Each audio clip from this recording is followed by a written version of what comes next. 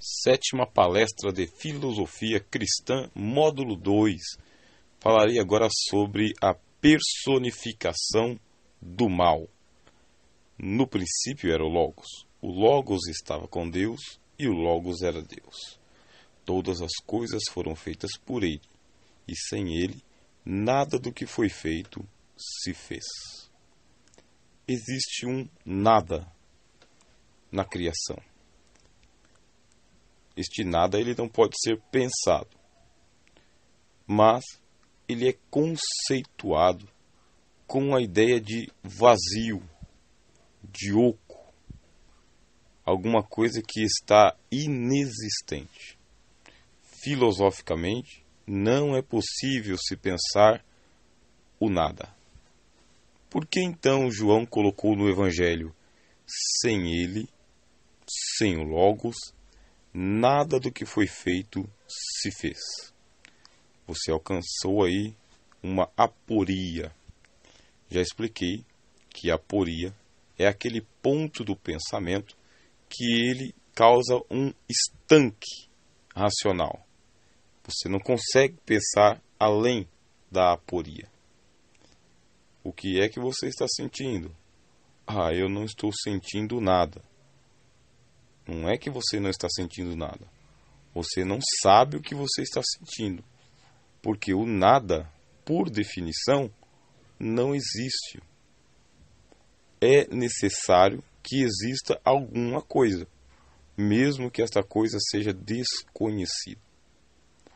Bom, de forma filosófico-teológica, o nada ele é personificado pelo agente do mal. Tudo é alguma coisa. Se tudo é alguma coisa, esta alguma coisa é boa. E o nada? O nada não é nada. Coisa nenhuma. Se ele é coisa nenhuma, ele não existe. Se não existe, é porque Deus não lhe deu existência. Esta é a lógica do Evangelho de João nesta passagem.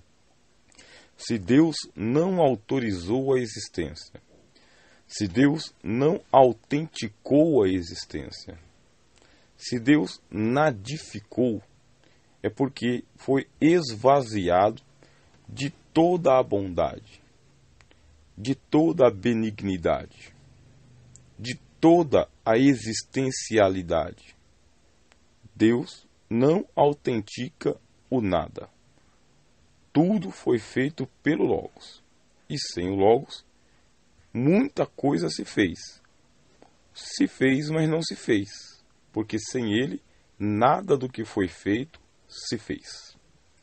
Quem seria esta personagem capaz de nadificar alguma coisa, ao ponto de Deus não lhe dar autenticidade e nem existência? Aqui, nós estamos entrando neste exato momento dentro de uma área que, na teologia, é chamado de demonologia, ou de satanalogia, ou de luciferianismo. Estamos entrando em contato com a figura lendária de Satanás. Satanás no hebraico, diabo no grego. Já tentou-se desmistificar esta pessoa lendária. Por quê? A princípio, quem é o diabo? Dizem as lendas que o diabo é um anjo que caiu do céu. Um anjo que engendrou uma batalha contra os céus, que satanizou o cosmos, que diabolizou o cosmos, que demonizou o cosmos, que nadificou o cosmos, que nulificou o cosmos. Pense bem. Se Satã existe, como diz o dogma das Escrituras Sagradas, personificando o mal em um ser, se o diabo existe, ele não existe como um anjinho qualquer, como um demôniozinho qualquer, como um caidinho qualquer. Se o diabo existe, como o dogma afirma que existe, este ser conseguiu alcançar um status de adversário do próprio Deus. Um adversário à altura de Deus. Um opositor digno de nota. Respeitável. Considerável. Tão considerável que somente o Filho de Deus, o Filho unigênito de Deus, conseguiu derrotá-lo, enfrentá-lo em seu próprio campo de batalha e o levar à derrota. Fora do Filho de Deus, não há derrota para este adversário. Isto não se trata de estarmos fazendo um louvor a Satanás, mas de constatarmos que, se admitirmos que o nada, ele é personificado pelo diabo, se admitirmos que o diabo existe mesmo como uma entidade, como uma pessoa, a lógica, estou falando em termos lógicos, a lógica nos força a entendermos a figura de Satanás como sendo um adversário de alta periculosidade ao próprio cosmos, à própria criação. De tal forma que nenhum dos anjos consegue vencer este ser sozinho. Tanto é que, se você ler o livro das Revelações, no capítulo 12, se diz o seguinte, que existe uma luta entre Satanás e o arcanjo Miguel. Mas não é uma luta proporcional. É uma luta desproporcional. E qual é esta luta desproporcional? Satanás, ele conta com 1/3 de anjos contra 2/3 de anjos. Ele tem apenas 30% do exército contra 70% do exército de Deus. E consegue manter resistência até o fim dos tempos.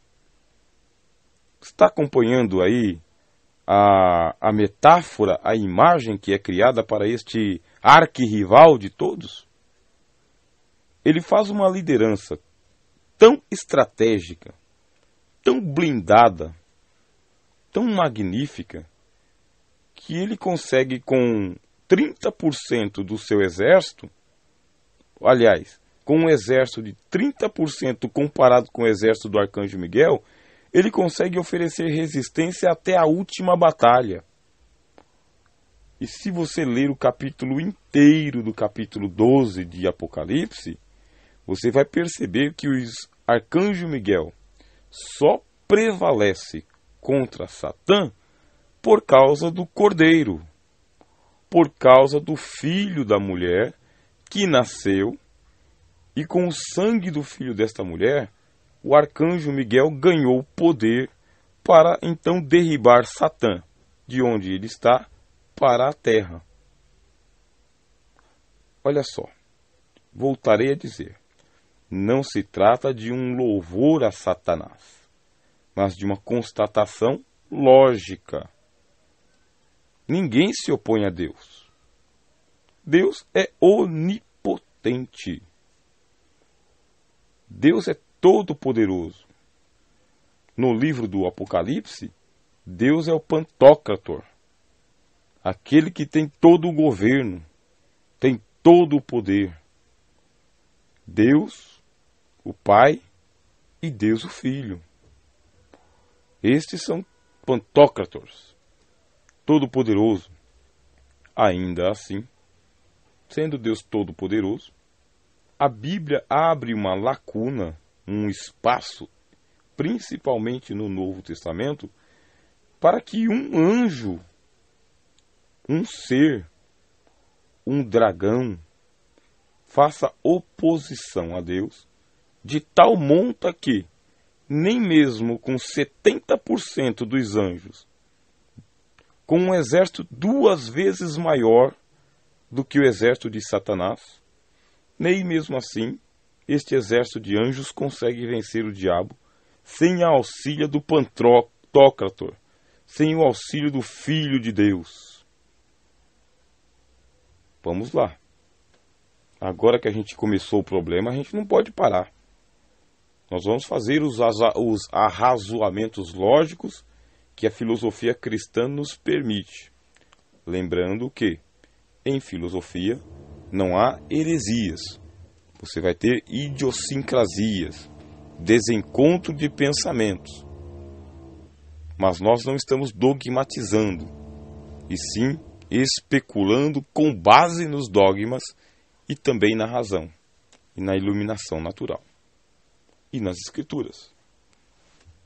Voltemos então. Vamos tomar por base esta lenda, este mito, este dogma, de que Deus criou um anjo chamado Lúcifer. Este Lúcifer, ele é passado para nós, pelos teólogos, como sendo o querubim da mais alta patente da corte celestial. Um ser de luz, Lúcifer, portador de luz, aquele que tem autonomia para se iluminar. Foi criado numa tão alta patente que lhe foi entregue o Éden para ser a sua morada. De acordo com os profetas, este Éden, ele era todo laureado com pedras preciosas e fogueadas.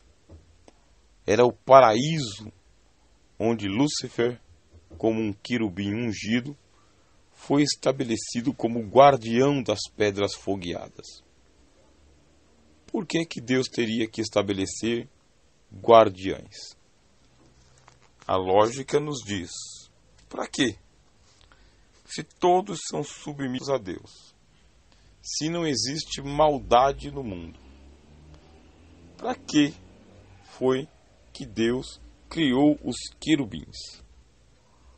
Desde o princípio, quem estuda angelologia sabe, desde o princípio, nós sabemos que os querubins representam os guardiães do trono de Deus.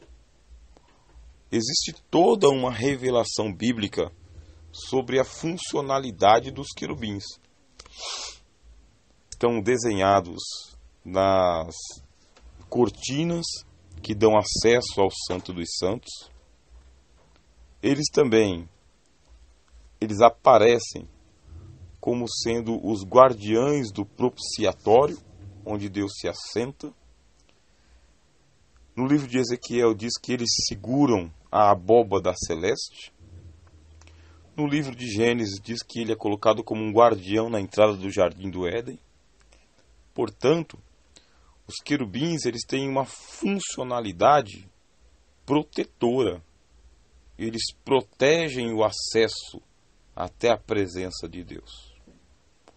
Eles formam a guarda pretoriana de Deus. Eles são a guarda do palácio, os guardiões mais poderosos que Deus criou.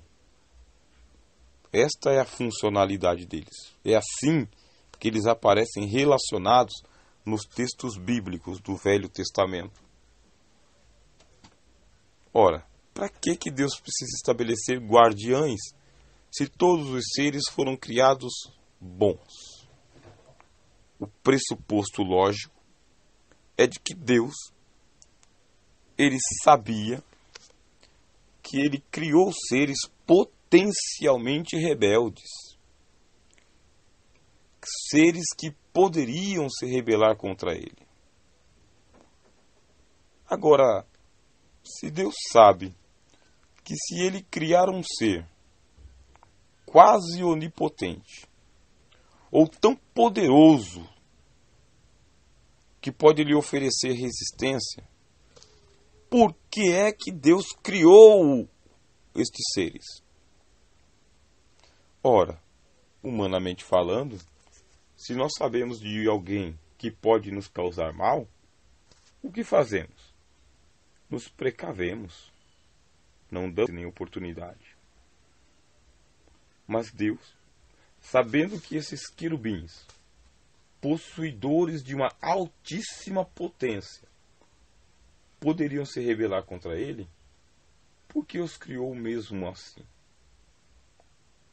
A lógica, ela nos leva a pensar assim. Deus criou porque ele é bom. Sendo bondoso, Deus não se nega a fazer o que é certo por medo, nem por precaução.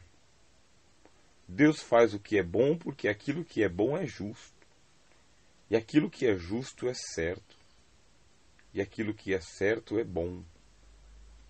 Portanto, ainda que correndo o risco que correu, Deus, por sua natureza como criador de todas as coisas, também criou estes seres lendários, quase onipotentes. Não são onipotentes, mas são quase todo-poderosos, altissonantemente poderosos. Esses querubins, eles são apresentados como sendo os seres maiores que existem nas categorias dos anjos. São tão grandes, são tão enormes, são tão gigantescos, que Ezequiel ficou todo aterrado com a aparência deles.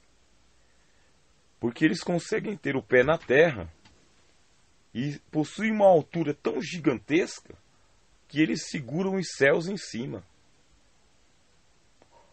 Deixa eu abrir um parêntese aqui.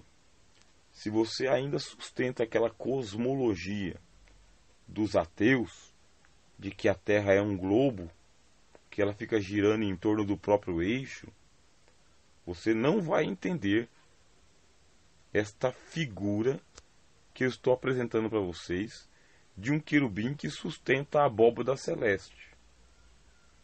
Você só vai conseguir entender se você abrir mão do globalismo, se você abrir mão do modelo ateu de cosmos e ficar com o modelo proposto pela Bíblia.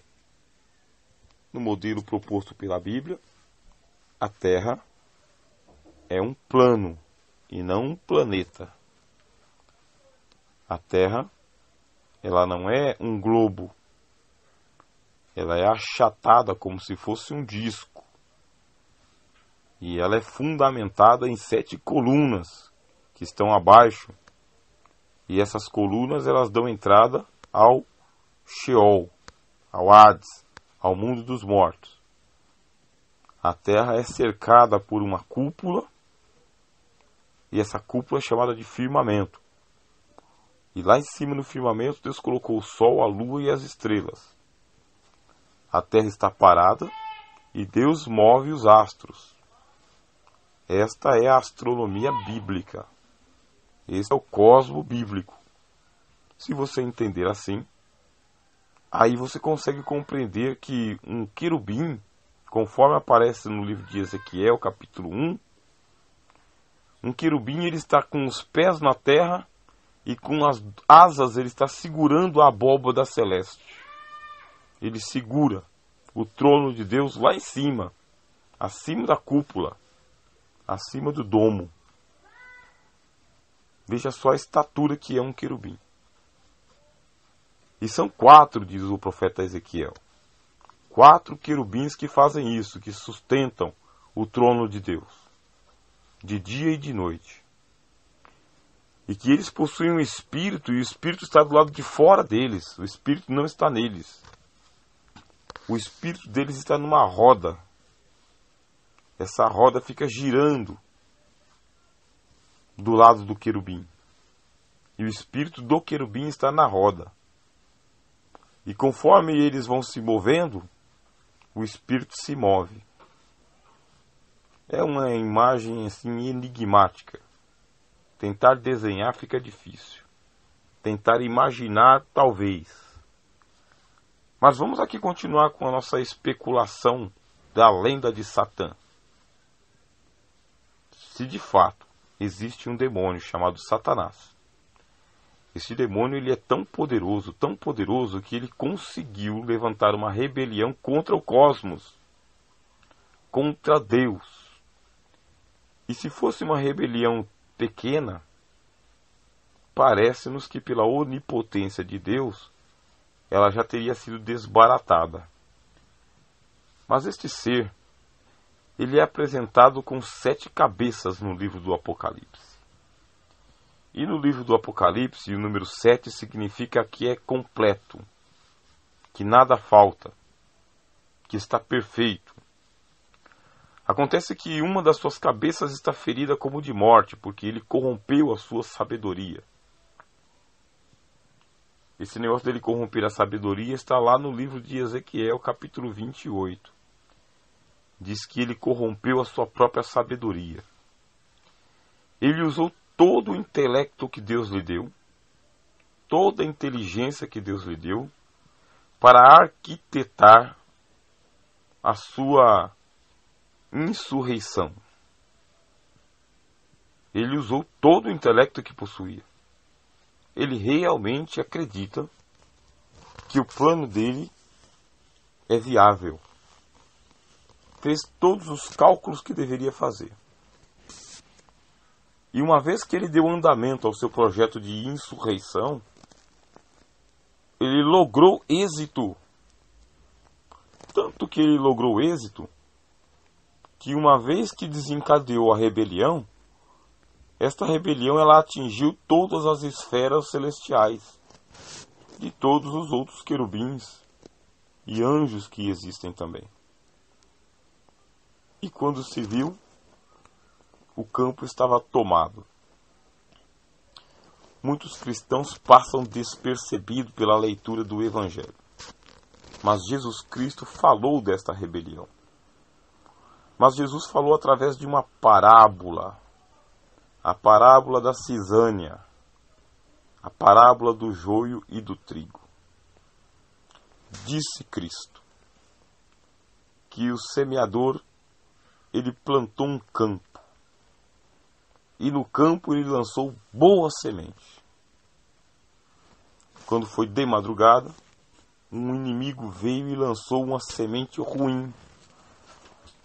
Começaram a brotar a semente boa e a semente ruim. Então os anjos disseram: Senhor, não lançastes boa semente no campo? Como então, pois, tem cisânia? Como está cheio de joio? E o Cristo revela: um inimigo fez isto. Porque isto aconteceu enquanto os servos estavam tosquenejando. Cristo falou da rebelião que houve no cosmos. A rebelião dos demônios, dos anjos, liderados por um inimigo. Cristo disse: um inimigo fez isto. Um inimigo lançou cisânia. Um inimigo lançou o joio em meio ao trigo. Quando? Enquanto os servos dormiam. Quem são os servos? Os guardiães. Os querubins. Dormiam como? Ora, uma das características das pessoas de bem é a boa fé. As pessoas de bem, elas têm boa fé. Elas demoram para desconfiar de que alguém possa ser capaz de tamanha maldade, tamanha brutalidade. Acontece que o psicopata, o louco, o sádico, o maldoso, ele possui uma capacidade de dissimulação tão grande que ele passa despercebido. O apóstolo Paulo fala: isto não é maravilha. porque o diabo se transfigura em anjo de luz. Cristo também já havia dito: acautelem-se, porque os falsos profetas surgem, mas eles são lobos em pele de cordeiro. Para quem tem boa fé, para quem tem boa índole, é difícil você desconfiar do mundo inteiro. Principalmente porque os maldosos, eles são dissimulados. São maldosos. E uma das características do mal é de se disfarçar em bem. Na parábola reveladora do Senhor Jesus Cristo, como que o diabo fez? Ele, o maior de todos os anjos de Deus, que está acima das mais altas categorias, o querubim protetor, que anda entre meias pedras afogueadas, aquele em quem Deus depositou todos os tesouros da sabedoria e da beleza, ele conquistou, diz Ezequiel, com a multiplicação de seu comércio.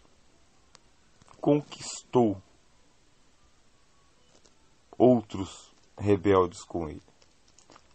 Mas não que eles sabiam que estavam entrando em rebelião, porque ele é o enganador por excelência. Ele também enganou esses outros anjos. Ele os convenceu, não falando claramente qual que era o ardil dele. Ele os convenceu pelo engano, pelo engodo.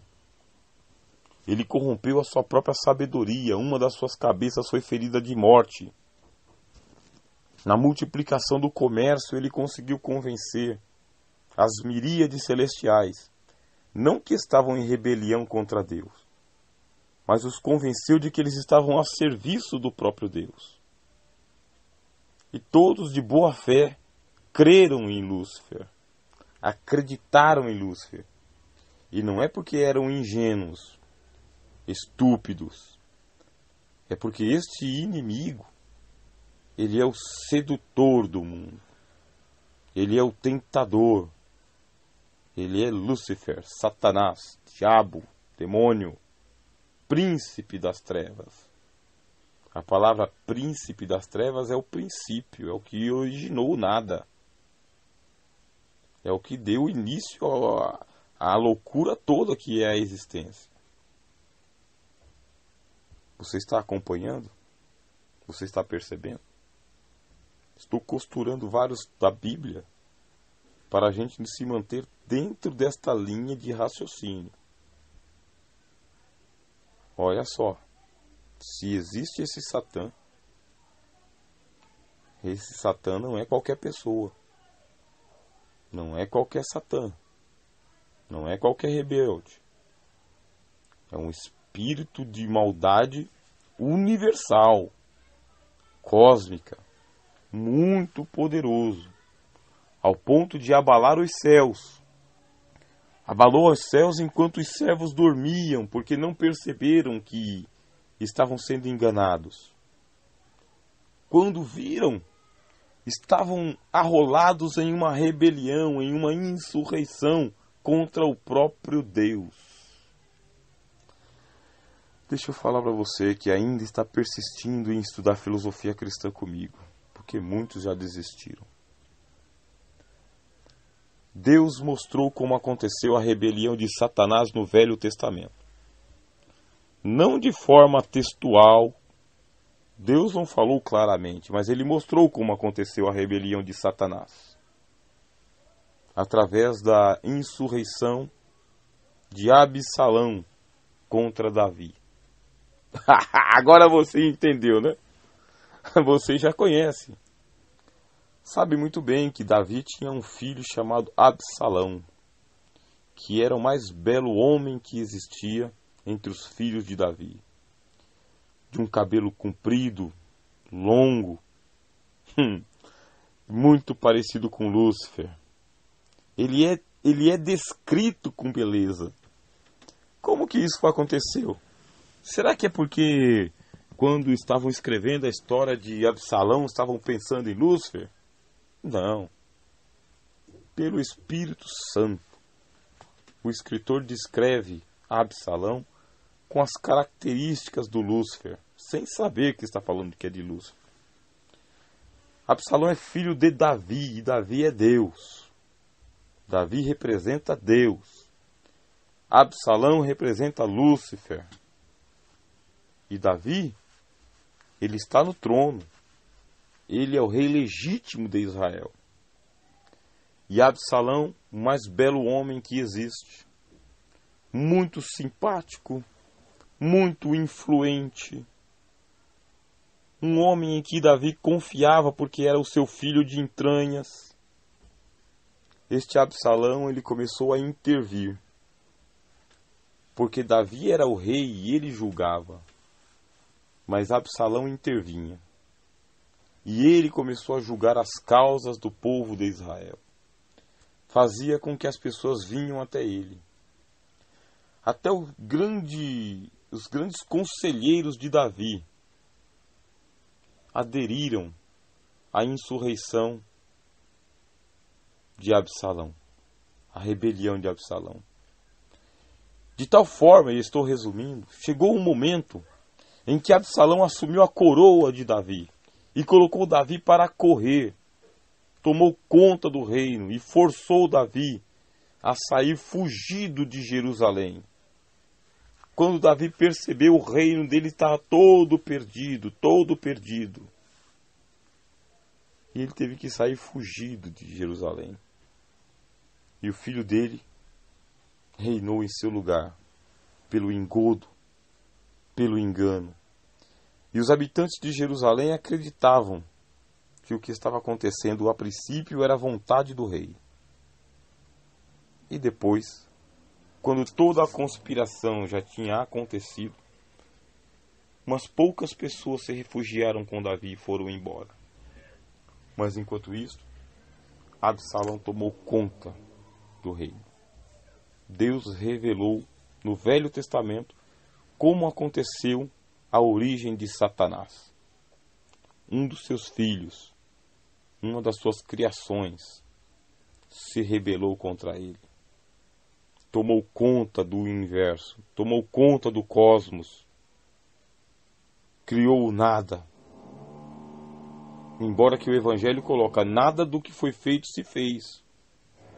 Não se fez, mas foi feito. Não foi feito pelo Logos, mas foi feito pelo Antilogos. Foi feito pelo antípoda de Deus. Aquele que engendrou uma rebelião que forçou Deus a se retrair do próprio cosmos. Eu vou explicar isso aqui em um outro áudio. Mas se você quiser se adiantar, vá lá nos meus vídeos sobre teísmo, quando eu explico a teoria do nada e falo sobre o Tzimtzum. Deus se retraindo, Deus se recolhendo, Deus se retirando, assim como Davi fez. Volte comigo aqui na parábola da cisânia. Sabe por quê? Porque na parábola da cisânia, os servos acordam, e quando eles acordam, o cosmos está tomado por inimigos. E então os anjos dizem, Jesus que interpreta diz que os servos são os anjos: Senhor, queres que entremos em batalha agora e vamos arrancar toda a cisânia do teu campo? E então o Senhor diz, não podemos entrar numa luta corpo a corpo agora contra o inimigo. Porque na hora que nós entrarmos nessa luta corpo a corpo, nós vamos perder as almas dos fiéis. Sabe por quê? Agora eu vou te dizer por quê. Porque o diabo conseguiu, neste ato de rebelião, ele conseguiu tornar o cosmos refém na sua rebelião. Refém, ele fez reféns. Ele manteve consigo garantias. Não são apenas os anjos, demônios que foram lá e se rebelaram contra Deus. Muitos foram pelo engano. Muitos foram enganados pelo diabo. Foram ludibriados, seduzidos pelo diabo. Isso não os inocenta, de forma alguma. Só que não só esses anjos que foram seduzidos. Ele também conseguiu tornar o cosmos refém. Ele tomou conta das esferas cósmicas. mundiais, mundanas, da natureza. Ele semeou cisânia no campo inteiro. Ele misturou a semente dele com a outra semente. E um dos golpes mais certeiros que ele deu foi quando ele conseguiu trazer Adão para o lado dele. Quando ele trouxe Adão para o lado dele, ele fez a humanidade refém. E agora, com a humanidade refém, o plano dele está dando certo. Nós vamos dar uma parada nesse áudio para que você possa pensar. Mas é lógico que a história não acabou. Nós temos que dar continuidade. Mas aonde que se inicia o mal? O mal cósmico, o mal orgânico, o mal real. Se você aceita a existência de Satã como sendo não lendária, mas real, saiba que este ser ele é muito perigoso. E que a última cartada que ele tem está valendo. Nós temos firme a palavra de Deus e as profecias dizendo que ele perderá. Mas para ele não tem nada perdido. Está valendo. E não se trata de vou levar o maior número possível que eu conseguir. Na mente de Satã, foi só uma derrota a vinda do Cristo. Não a derrota final. E não se trata simplesmente, eu vou para o lago de fogo e vou levar comigo o maior número possível. Não. No coração de Satã existe uma certeza de que ele conseguirá reverter a história. Ele entende que ele tem poder para isto. Só que ele é um estrategista. Ele trabalha estrategicamente. Está assentado em todas as águas, em todas as nações. E não está se precipitando em tomar decisões para que de repente ele dê ao cordeiro uma vitória. Ele continua com seus tentáculos trabalhando incansavelmente, mantendo de pé o seu reino, e isto desde a queda, e isso em todas as esferas, ao ponto de Deus não agir precipitadamente também, não começar o apocalipse antes da hora. O próprio Deus cronometra o que ele tem que fazer na hora que ele tem que fazer e não se antecipa e não posterga. É um mistério interessante, viu? Olha, que você continue nesse curso de filosofia cristã, recomende ele, para que assim a gente possa aumentar aí o número de interessados nesses assuntos. Sou o professor Rogério de Souza. Que a graça esteja com você.